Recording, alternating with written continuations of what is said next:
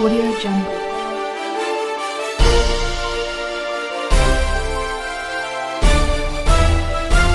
Audio Jungle.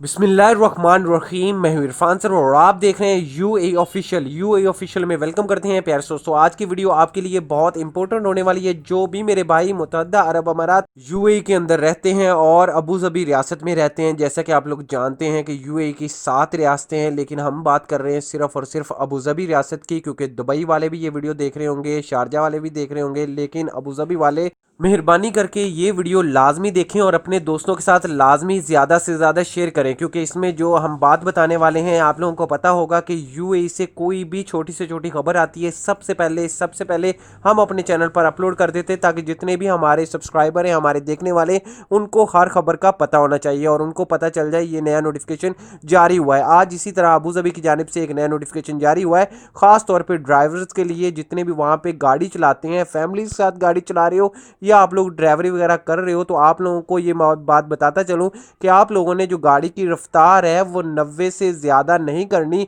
जैसे ही आप 90 से ज़्यादा करते हो आप लोगों को 500 दिरहम का फौरी जुर्माना कर दिया जाएगा, क्योंकि वहाँ जो धुंध है, मौसम है, वो थोड़ा ख़राब चल रहा है, जिसको मद्देनज़र रखते हुए ये नोटिफिकेशन जारी किया गया है कि अगर 100 के ऊपर आप गाड़ी लेके जाते हो तो आप लोगों को जुर्माना अदा करना पड़ेगा। जो स्पीड है 80 से 90 तक रहनी चाहिए।